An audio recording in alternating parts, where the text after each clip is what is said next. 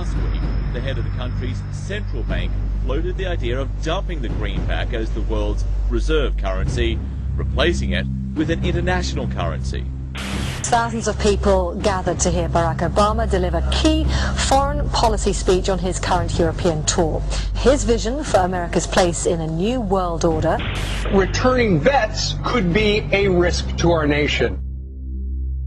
We've got to give them a stake in creating the kind of world order that I think all of us would like to see. And one of the ways it will drive the change is through global governance.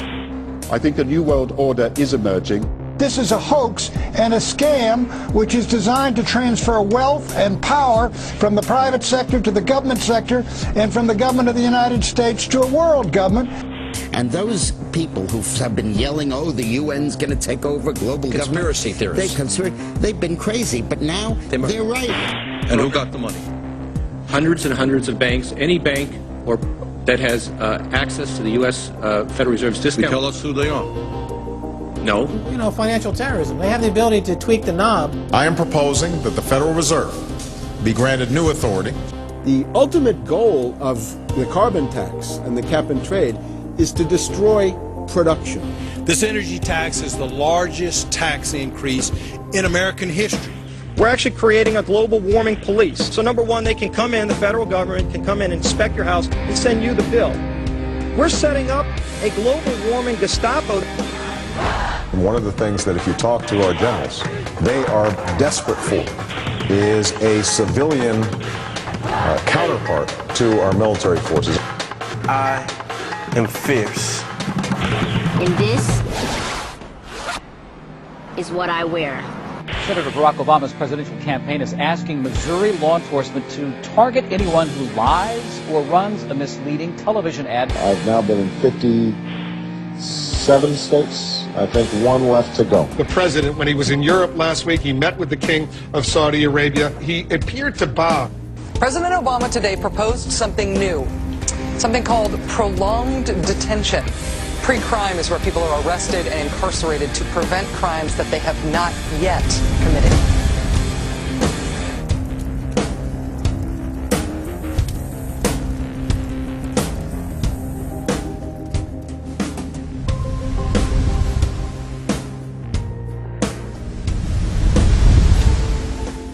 It's the World Wrestling Federation. It's the Washington Wrestling Federation. They put on this show that they're bitter rivalries, you know, villains, and they really don't like each other.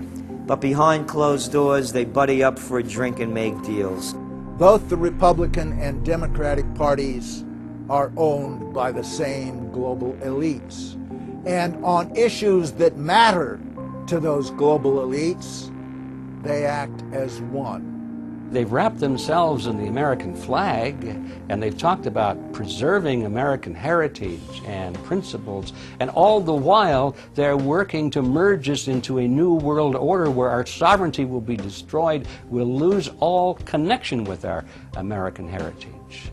With Bush, you knew exactly what you were getting. It was there was no iron fist in a velvet glove. It was just the iron fist. Whereas with Obama, you've got the velvet glove and the iron fist. You know, a very sharp guy, very smooth, knows exactly what he's doing. For that reason, far more dangerous than Bush. Well, at the end of last year, I was willing to give Obama the benefit of the doubt. I thought it was premature to write this guy off. But now that he's been in office for a while, it's obvious that he is very tight with the Goldman Sachs and JP Morgan's on Wall Street, and he is extremely compliant and pliant to the wishes of the large banks, going back to what we saw with Robert Rubin under the Clinton administration, changing laws in favor of the banks. And he's not doing anything to stop the banks. He's helping the banks continue to do what they were doing under Bush. So in fact, he's just a continuation of Bush on the subject of markets and finance, which is the most important part of his policy right now. People who voted for Obama wanted real change, and they're getting platitudes, they're getting a lot of nice talk, but nothing in the way of concrete change is taking place. In this town, business as usual. There's one puppet master that controls the left, and there's the same puppet master controls the right. They control the Republican Party, and they control the Democratic Party. This is not a party issue. This is not a left-right issue. The question is, who should government serve? And it should serve the people.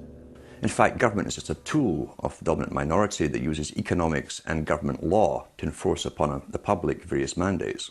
The right-left paradigm in the U.S. and in U.S. politics is taken directly from the commercial world and the corporate world. In the business world, you have Coke, Pepsi. You have McDonald's, Burger King. You've got AT&T and Verizon. You've got duopolies. And a duopoly gives the illusion of there being some competition and some choice. And it looks a little bit better than a monopoly. So, for example, in Communist Russia, if they had Communist Russia Red and Communist Russia Chartreuse, there would have been the illusion of choice and something akin to democracy in Russia. But they simply said, forget it, we're just going to go with red. In the U.S., they have this left-right paradigm, which, unfortunately, it doesn't take them out of the hard, cold fact that there is no choice. There's no social justice. There's only one choice, which is to supply more rent to the rent seekers who have now taken the whole system hostage. We've seen the limitations on government whittled away. We have seen this erosion to the point where today it seems like nobody does care. And right now in Washington, D.C., we have seen a fall of the Republic. If the United States doesn't have its Bill of Rights and Constitution, it doesn't exist anymore. It's just more real estate, more dirt. And that's what these global corporatists want. They want to completely dismantle the Bill of Rights and Constitution, and they're doing that right now. This is the fall of the Republic. Our nation is dying. We, the people that live in this fine country, need to stand up, get involved, and take the system back. It's the Bill of Rights and Constitution that we owe allegiance to, not to a political party, and not to politicians that wrap themselves in the red, white, and blue, while at the same time they destroy everything that sacred flag stands for. So in the old days, you used to have this globe that with 180 some odd countries, and a few of those countries had a lot of power, like the Soviet Union, the United Kingdom, and the United States at various times. But today, you might better look at that globe and say that it's surrounded by huge clouds swirling around the planet. They know no national boundaries. They don't follow any specific sets of laws, and these are the big corporations. They basically control politicians around the world because they have all the money, and politicians always need money to get elected or to run their governments if they're not democratically elected politicians. They control the mainstream press, either through outright ownership or advertising budgets. They have massive amounts of lobbyists in Washington that have tremendous influence on our president and Congress. And they really are calling the shots. They form partnerships with the Chinese and the Taiwanese and the Tibetans, or with the Israelis and Arab nations, with Brazilians and Indians, with whatever country and whatever group of people has resources that they covet. And so for the first time in history, we really have this new form of an empire. Barack Obama is a puppet of the New World Order to bring in a World Bank, to destroy the economy of this country, and to bring in global governance. And no matter how likable the fellow is, we as citizens of this country need to stand up and say no. We have to stand up to preserve a republic here and a rule of law, which is under dire threat. We don't want to live under a world government of the corporations, by the corporations, and for the corporations. I don't want to believe it, and that's probably what holds me back on it, but I'm certainly seeing enough indication that it could be true. Absolutely, because they're always talking about Mexico and the United States and Canada ending up like Europe. And there's things done politically that seem to take us in that direction. And so I think it's incumbent upon all of us as American citizens to pay attention. This move to world government is not about roses and happiness and peace and in a better life. It's about enslavement. They said in their own writings, from the earliest times to the present, the world they're bringing in is to be a world where everyone who is born, or would be allowed to be born, would be born to serve the state. That would be their sole function. That's if they had a job for you to fulfill or a need for you.